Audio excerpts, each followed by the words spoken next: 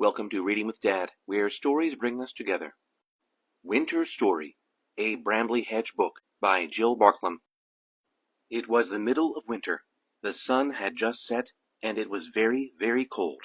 An icy wind was blowing from the east, and the wind promised snow.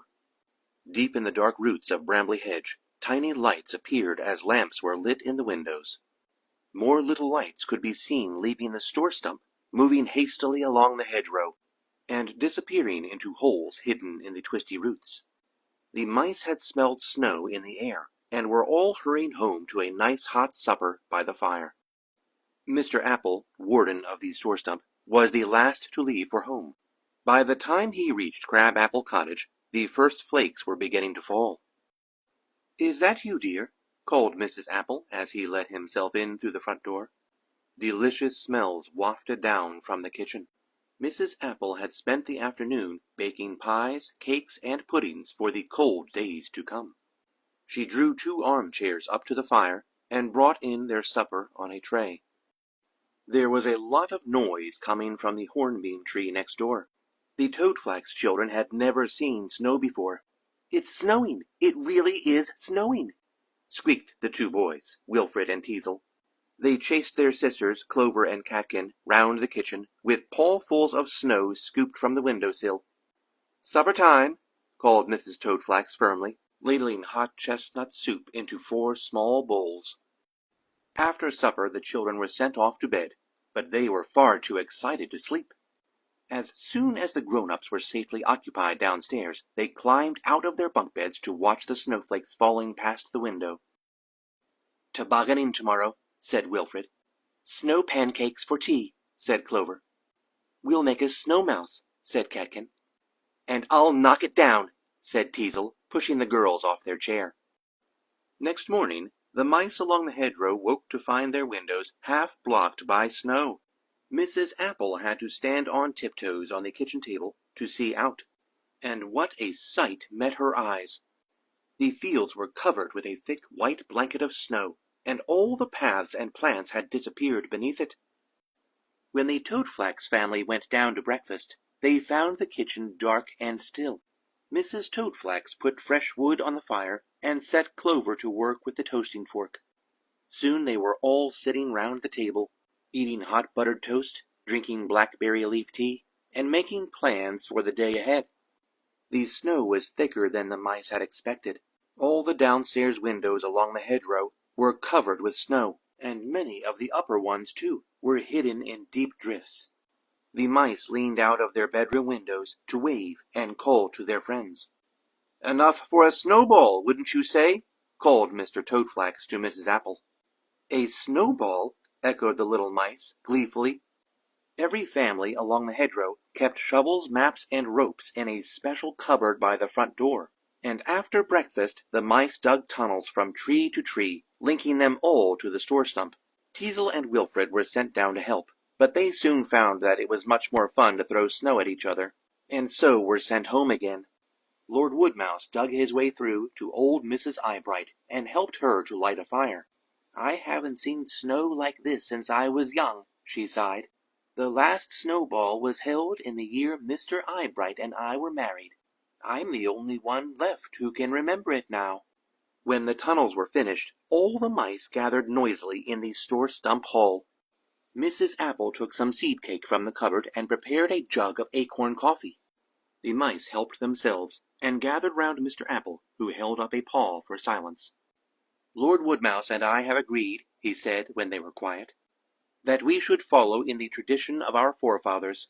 He cleared his throat nervously, straightened his whiskers, and recited, "When the snows are lying deep, when the field has gone to sleep, when the blackthorn turns to white, and frosty stars bejewel the night, when summer streams are turned to ice, a snowball warms the hearts of mice.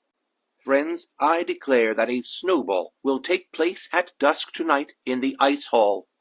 "Where's that?" whispered Clover, as the mice clapped and cheered. "Wait and see," replied Mrs. Apple. "You come home with me and help prepare the feast."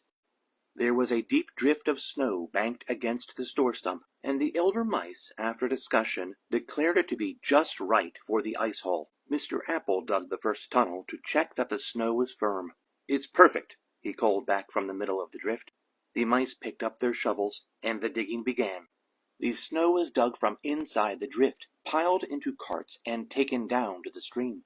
Wilfred and Teasel helped enthusiastically, but they were sent home again when Mr. Apple caught them putting icicles down Catkin's dress. The middle of the drift was carefully hollowed out. Mr. Apple inspected the roof very thoroughly, to make sure that it was safe.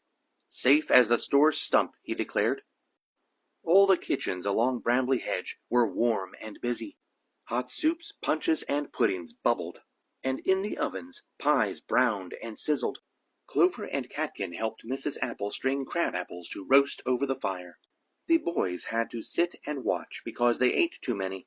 "It's not that I mind, dears, but we must have some left for the punch." The glowworms were put in charge of the lighting. Mr. Toadflax fetched them early from the bank at the end of the hedge, for Mrs. Apple had insisted that they should have a good supper before their long night's work began. By tea-time, the hall was finished. The ice columns and carvings sparkled in the blue-green light, and the polished dance floor shone. Tables were set at the end of the hall, and eager cooks bustled in from their kitchens with baskets of food. The children decorated a small raised platform with sprays of holly, while Basil, the keeper of the hedgerow wines, set out some chairs for the musicians. When all was done, the mice admired their handiwork, and went home to wash and change. As muffs and mufflers were left at the door, it was clear that all the mice had dressed up for the grand occasion. Wilfred and Teasel crept under a table to watch, and every now and then a little paw appeared, and a cream cake disappeared. Basil struck up a jolly tune on his violin, and the dancing began. All the dances were very fast and twirly, and were made even faster by the slippery ice floor. Wilfred and Teasel whirled their sisters round so quickly that their paws left the ground. "I don't feel very well," said Clover, looking rather green. Mrs. Apple stood on a chair and banged 2 saucepan lids together. "Supper is served," she called. The eating and drinking and dancing carried on late into the night. At midnight, all the hedgerow children were taken home to bed. As soon as they were safely tucked up, their parents returned to the ball. Basil made some hot blackberry punch, and the dancing got faster and faster. The snowball went on until dawn. The musicians were tired. The ice columns began to drip. The sleepy mice could dance no more. They wandered home through the snow tunnels, climbed the stairs, and crept into their warm beds. Outside the window, the snow had started to fall again, but every mouse in Brambly Hedge was fast asleep. The end.